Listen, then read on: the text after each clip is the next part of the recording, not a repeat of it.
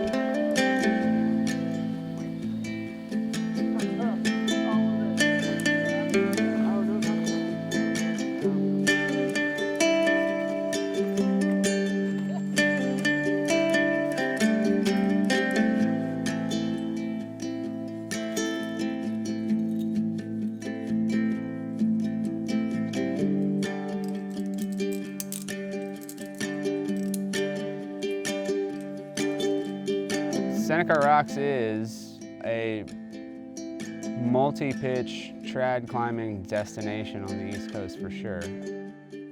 This place has always been just, it's a really, really special place in my heart.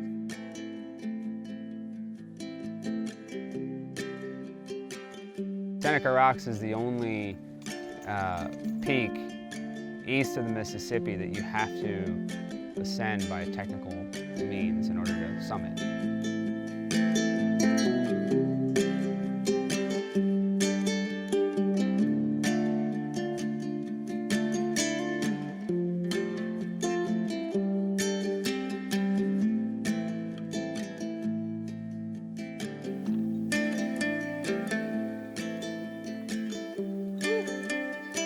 Nice lead.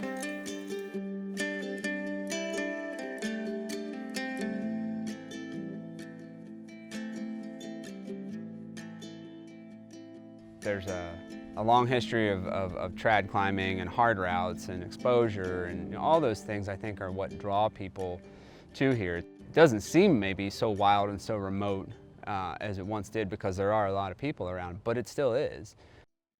The first time I was here was probably like 1966, 1967. My dad, I was the son that there never was. So I went camping and like adventuring with my father when I was young.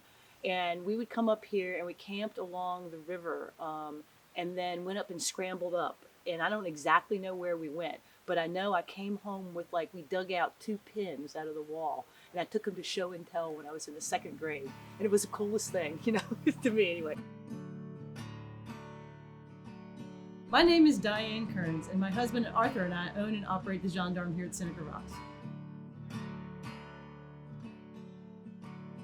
My name's Andy Weinman. I'm Vice President of Friends of Seneca. First visit here was 1997, it was the spring of 97, and I had graduated high school the fall before, and was an athlete and always did that. And found I didn't have anything really after high school ended and stuff, so I got into climbing through scouting, Boy Scouts, and then one of the guys actually in Arthur and Diane's shop in Winchester, Mountain Trails, asked me if I wanted to come out to Seneca. And I had no idea what Seneca was or anything, just I knew it was big. It was a bigger place, multi-pitch climbing. They didn't know exactly what that meant, but okay. Yeah, the first route we did out here was West Pole, and that blew me away. That was bigger and more exposed and scary and everything you can imagine, than I'd ever been on before. Yeah, I'd say that I dedicated a lot of my time to Friends of Seneca, and just because, well, I feel like I owe it to the place that's given me so much. It's given me a lot of my climbing knowledge and experience, and I think that I owe it to Seneca in a certain sense, in a certain way, to try and do the best I can to take care of our trails.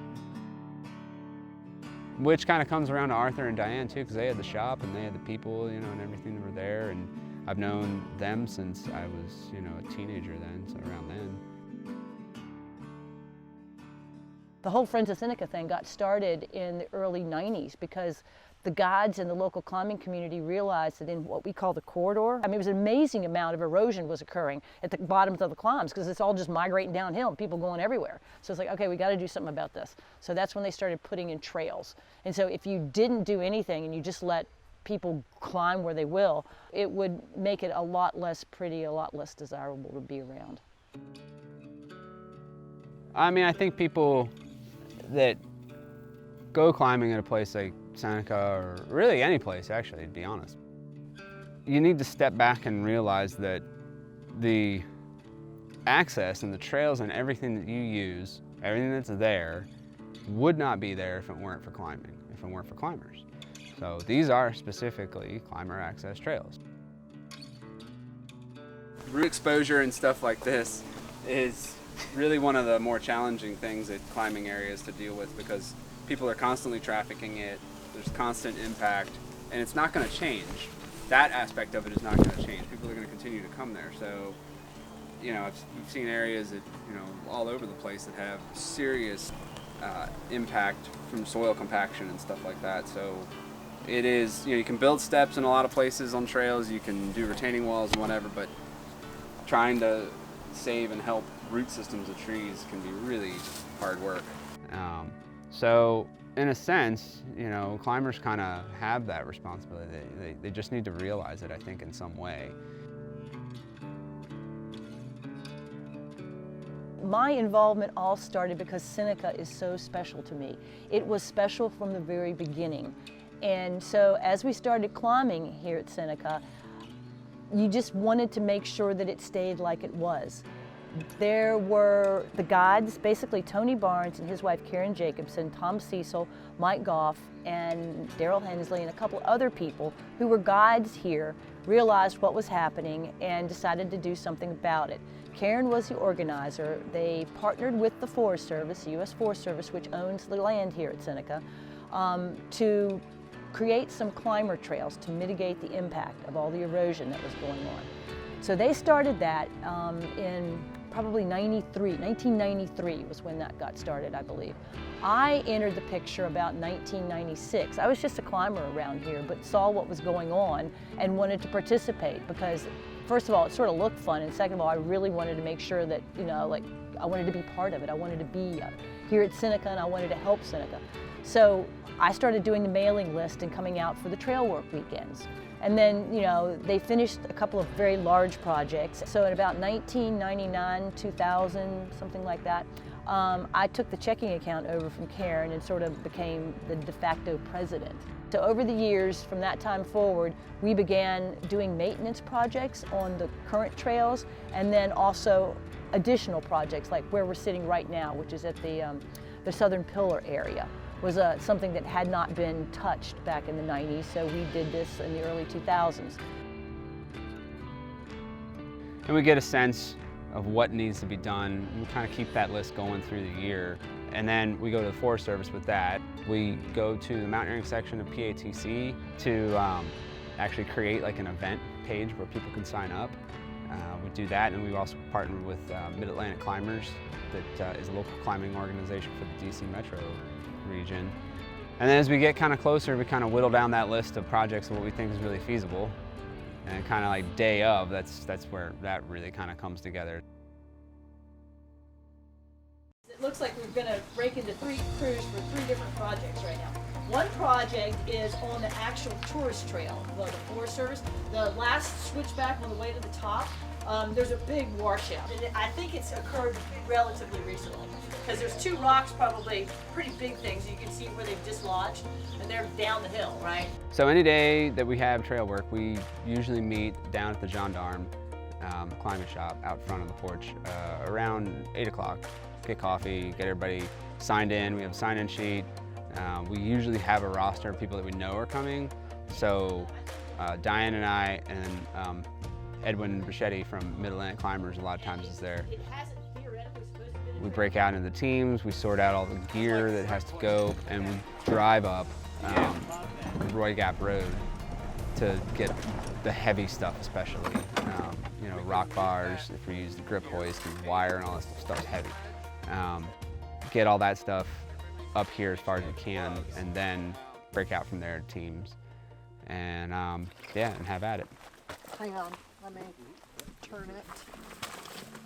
Where are we going with this? Yeah, anybody that comes up here to to help out on a weekend. No, you don't have to be the most fit person to do trail work weekend at Seneca Rocks. There's plenty of stuff to always do, and we always get that question every time, from somebody. So I try to include it in the list of things when we put the announcement out. Hey, here's the list of projects, and yes, there are always things that we need done that are essential, from people that might not be able to sit there and consistently lift 50-pound boulders. I need to go here. Down the down climb and back boulder. Yep.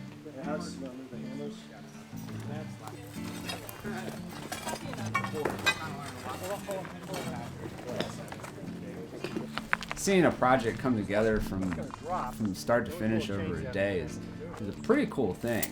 And that was your group of folks, that team that you worked with.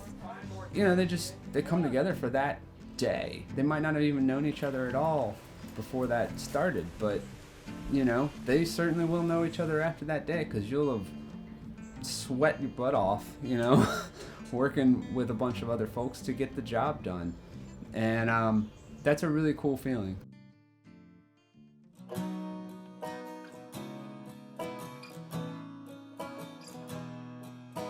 I really truly believe it's because we have a nucleus, a place where people come and connect, and then new climbers that are going to be part of the community, they come there, they get to meet other people. The culture propagates. But that's the same in life. If you look around, the things that are strong, there's a sense of community because there's something there and the new people come in and feel it. And if that dies, then your whole thing might fall apart.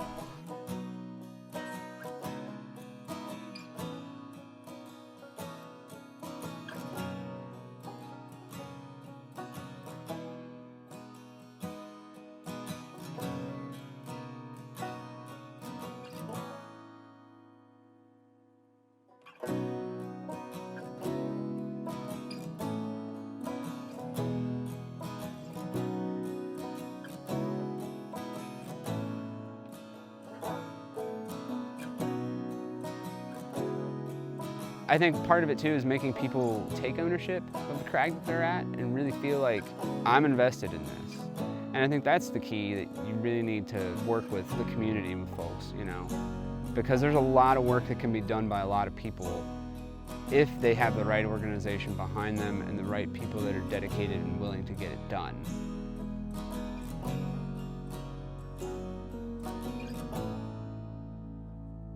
I truly hope that generations beyond me will be able to enjoy the same things. I just really want this place to remain like it is.